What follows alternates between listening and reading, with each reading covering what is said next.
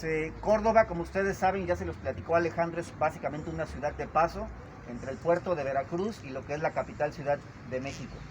Y en ese sentido se funda precisamente como una necesidad precisamente de un transporte seguro entre ambas ciudades. Es por eso que se funda, bueno, por los 30 fundadores originales. Y como ustedes saben, la vida religiosa durante la colonia pues era muy importante, y una de las primeras actividades o fines es construir precisamente la casa de Dios frente a lo que es la casa civil o poderes públicos. Originalmente la primera iglesia, Córdoba se funda en 1618 y en 1621 se empieza a construir lo que es el primer templo, que se ubica en lo que es actualmente, o se ubicaba en lo que es actualmente el Sagrario, que se encuentra pues al fondo a mano izquierda. Si nos dan permiso de entrar y ver, bueno, pues ahí lo van a poder conocer. Porque hoy es la capilla del Santísimo, pero no podemos entrar. Pero en otra ocasión. No, es correcto. No vamos a poder entrar. Bueno, ahí originalmente estuvo la primera iglesia. Es una iglesia, como ustedes saben, que es sencilla, de techo de paja, de madera. Pero años después, en la década de 1630, se empieza a construir un templo un poco más en forma, el segundo templo en este mismo espacio. De acuerdo con las ordenanzas reales, cada nueva población que se construía tierra adentro en territorio español, ya fuera en la península o en sus colonias, debía tener una disposición muy específica. La plaza real o plaza de armas debía dividir a lo que era, les decía yo, la casa de Dios, confrontada con los edificios civiles y casas con portales a los lados.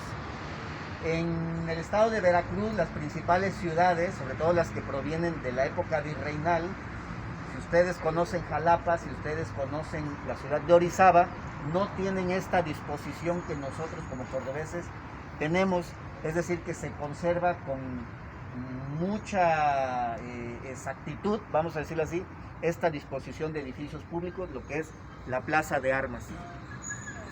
Entonces, obviamente que la iglesia se tiene que empezar a construir en esto, lo que es esta manzana. Les decía yo, se construye lo que es el segundo templo hacia la década de 1630, y hacia 1687 inicia lo que es la construcción del tercer y último templo, que es básicamente los mismos muros de esta iglesia. Obviamente en sus inicios no tenía esta arquitectura. Durante años, décadas y prácticamente centenas de años se le van adicionando diversos, vamos a decirlo así, diversos implementos. Se construyen las torres, se construye lo que actualmente es el obispado, el edificio que está sobre la avenida, nosotros lo que llamamos la avenida 1. Y bueno, entre las características que tiene esta catedral es que su fachada, bueno, aunque es muy austera en relación a muchos templos, pues no solo de Córdoba, sino del estado de Veracruz y de México, bueno, pues de alguna manera trata de reflejar un eclecticismo, un estilo ecléctico, precisamente que fue recogiendo a través de sus diversas fases constructivas, pues prácticamente desde 1687 hasta nuestros días. Fue el padre Krill, hacia finales del siglo XIX y principios del siglo XX, quien le empieza a dar ya un toque más moderno. Las bancas que ustedes pueden ver son las de hace 100 años. Básicamente lo que es el altar mayor también data de la época del padre Krill. El padre Krill llegó a la región, les decía yo, aproximadamente en 1890, y se retiró hasta los años, la década de 1920-1930, que fue retirado precisamente, bueno, pues por el obispo de aquel entonces, que tenía su asiento en la ciudad de Jalapa. Bueno, eso es así como que súper breve lo que es la construcción de la iglesia. Dentro de la iglesia que se llama Iglesia de la Inmaculada Concepción de María, es su nombre, vamos a decirlo, oficial.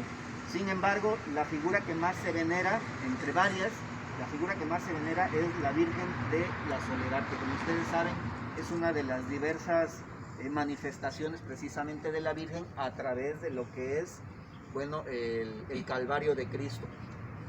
La Virgen de la Soledad, hay una leyenda, se desconoce bien a bien históricamente cuándo fue instalada en este lugar, pero hay una leyenda muy bonita, que es la que me pide Alberto que les platique. Y bueno, esta leyenda cuenta que durante la época de la colonia, cuando les repito que estaba en construcción y en adornándose la iglesia, llegan unos forasteros que se dice que venían desde Guatemala a tocar las puertas, una noche a tocar las puertas aquí de la iglesia.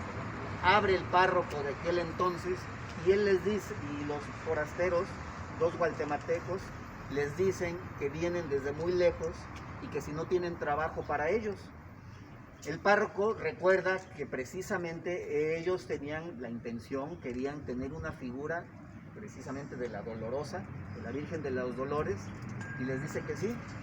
Él les pregunta que cuáles serían sus condiciones y los forasteros les dicen que lo único que quieren es trabajar en absoluta tranquilidad, que les destinaron un cuarto y que no les iban a cobrar nada más que los alimentos. Y efectivamente el párroco les destina lo que es propiamente la parte posterior de lo que es el altar mayor y los deja entrar y ellos les dicen, ok, no queremos que nos molesten en lo absoluto, nosotros les vamos a decir cuando terminemos la imagen, cuando nos traigan los alimentos únicamente tóquenlos y deposítenlos en la entrada. Bueno, pues así fue, empezó el primer día, el segundo día, pasó una semana y tal y como lo habían solicitado estos forasteros, les dejaban los alimentos en la entrada, les tocaban y se retiraban. Al cabo de aproximadamente 15 días, 20 días, el párroco de la iglesia, el sacristán y las demás personas que acudían con regularidad a la iglesia, pues se les hizo extraño porque ya no escuchaban movimientos.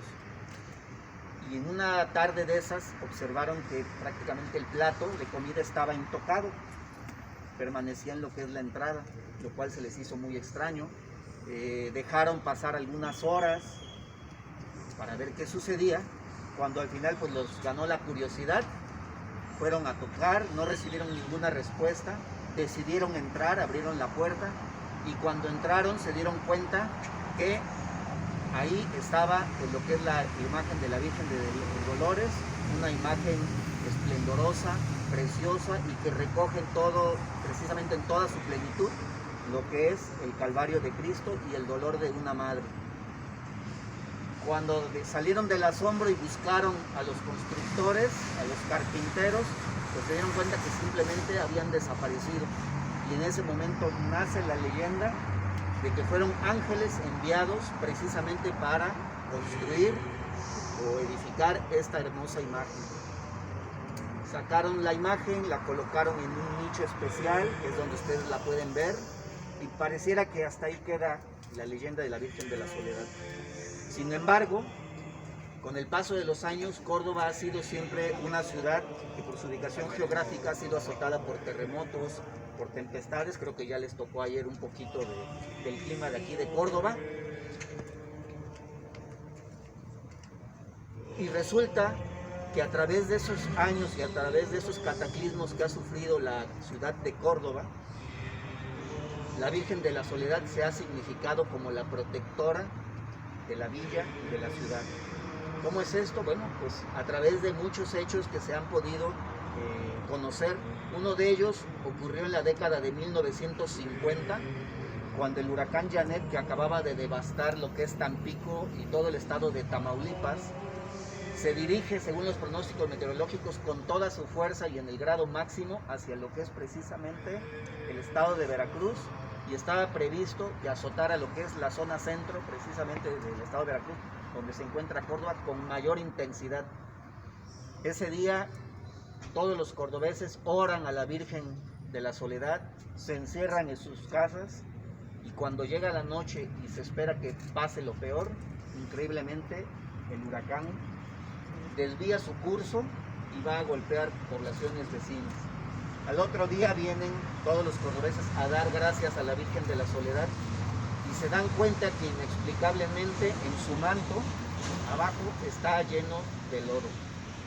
Y esto refuerza obviamente la leyenda de que habría salido la Virgen de la Soledad y desviado con sus manos, literalmente, pues lo que era este huracán Janet, que bueno, se lo pueden hasta buscar en Google, que efectivamente existió.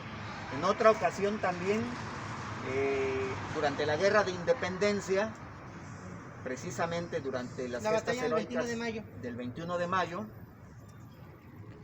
Se cuenta que una noche, en medio del fragor de la batalla, que duró aproximadamente 7 días, 6 días, uno de los custodios que vigilaban uno de los fortines más, vamos a decirlo, más difíciles de custodiar precisamente, se cuenta que se queda dormido.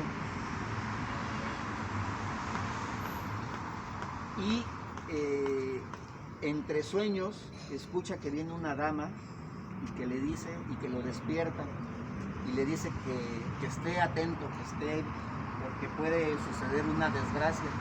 En ese momento él despierta y ve que efectivamente empezaba a correr fuego hacia donde estaban unas pacas de Pólvora.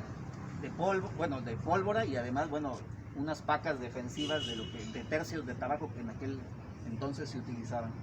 Corre, apaga el fuego y no logra pasar nada, y con ello, bueno, de alguna manera se contribuye al triunfo de los cordobeses durante esa gesta heroica.